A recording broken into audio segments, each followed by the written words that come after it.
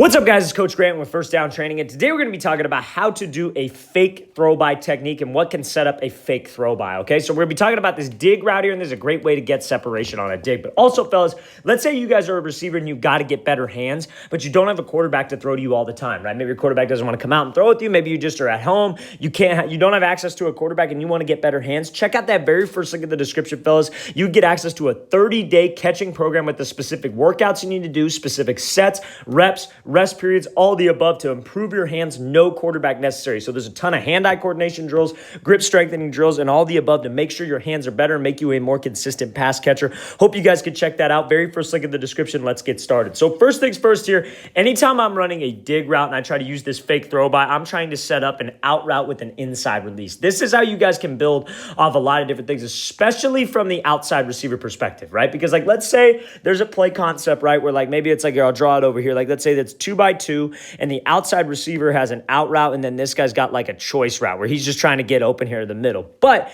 the outside receiver has an out route. If he just takes off to the outside and tries to round this thing out, he's got no space to run this out route. So an inside release is probably ideal because we're trying to get this DB to turn his hips, and I'm trying to create some space for that quarterback to throw this thing to me, especially when it's man coverage. Because when it's man coverage, we got to give that quarterback as much room as possible to be able to make this throw. So that's why the inside release works here if I'm going out route, right? So I take this wide step, I give this head fake, I'm like almost throwing a crossover. Now, some people might think that this release is too wide right here. He's stepping too wide. Not if you bring your upper half. If you were to just step here and your upper half was just to go out of this, like you weren't actually going with it like he is with his upper half and bringing his body weight, then yeah, it'd be outside of your frame. But if you guys can step outside of a DB's frame and threaten him in this right lane, right? We got the middle lane, which is where he's at. You got the left lane over here. If you want to step to that right lane to get him sitting to the outside, that's what we got to be able to do. Now, when I take this inside release here, what am I trying to sell? I'm trying to sell like I'm running an out route, a throw by, and I'm breaking back underneath on an out route. So that's all I got to sell with my upper half. So you see, where does he swat by? He swats by the back of that arm.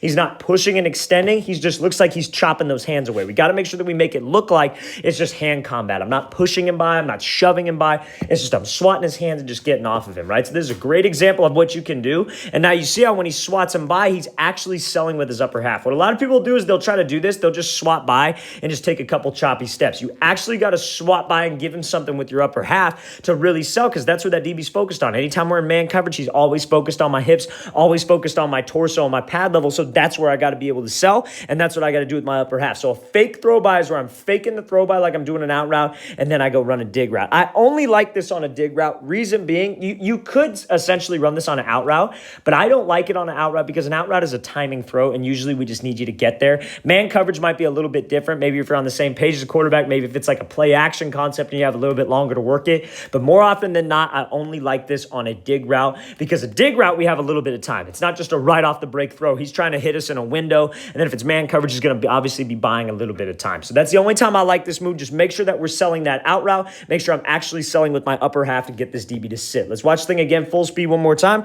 Great job stepping wide. Great job pushing to the inside, faking that throw by, then accelerating back over the middle. All right, guys, we want to thank you for watching. I really appreciate it. If you guys have any questions at all, please feel free to leave those in the comments below. I will get back to you as soon as possible. And also, fellas, 30-day catching program, improve your hands, no quarterback necessary, specific exercises, workouts, splits, sets, and reps to improve your hands, no quarterback necessary. Hope we get you guys on that soon, fellas. Very first link in the description. I'll see you guys next time.